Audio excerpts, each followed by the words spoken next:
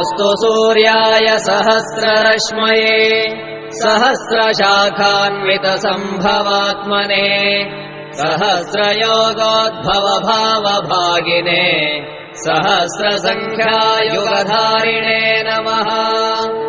यन्मण्डलम् दीप्तिकरम् विशालम् रत्नप्रभम् तीव्रमनादिरूपम् दारिद्र्यदुःखक्षयकारणम् च पुनातु माम् तत्सवितुर्वरेण्यम्। यन्मण्डलम् देवगणैः सुपूजितम् विप्रैः स्तुतम् भावनमुक्तिकोविदम् तम् देवदेवम् प्रणमामि सूर्यम् पुनातु माम् तत्सवितुर्वरेण्यम्। यन्मण्डलम् ज्ञानघनम् त्वगम्यम् त्रैलोक्यपूज्यम् त्रिगुणात्मरूपम् समस्ततेजोमय दिव्यरूपम् पुनातु माम् तत्सवितुर्वरेण्यम्। यन्मण्डलम् गूढमतिप्रबोधम् धर्मस्य वृद्धिम् कुरुते जनानाम् यत्सर्वपापक्षयकारणम् च पुनातु माम् तत्सवितुर्वरेण्यम्। यन्मण्डलम् व्याधिविनाशलक्षम् यदृग्यजुःसामसु सम्प्रगीतम् प्रकाशितम् येन च भूर्भुवस्वः पुनातु माम् तत्सवितुर्वरेण्यम्। यन्मण्डलम् वेदविदो वदन्ति गायन्ति यच्चारणसिद्धसङ्घाः यद्योगिनो योगजुषाम् च सङ्घाः पुनातु माम् तत्सवितुर्वरेण्यम्।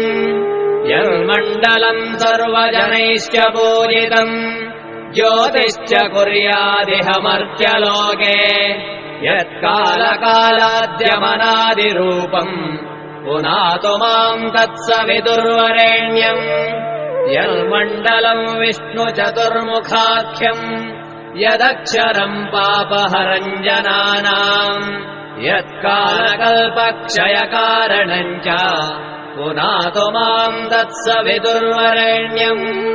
यन्मण्डलम् विश्वसृजम् प्रसिद्धम् उत्पत्तिदक्षप्रलयप्रगल्भम् यस्मिन् जगत्संहरतेऽखिलम् च पुनातु माम् तत्सवितुर्वरेण्यम्।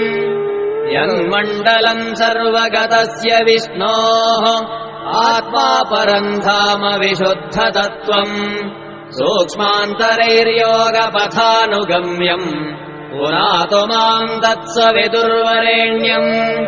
यन्मण्डलम् वेदविदोपगीतम् यद्योगिनाम् योगपथानुगम्यम् तत्सर्ववेद्यम् प्रणमामि सूर्यम् पुनातु माम् तत्सवितुर्वरेण्यम्।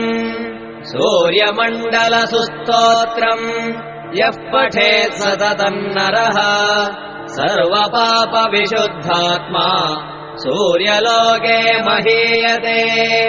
इति श्रीभविष्योत्तरपुराणे श्रीकृष्णार्जुनसंवादे सूर्यमण्डलस्तोत्रम्।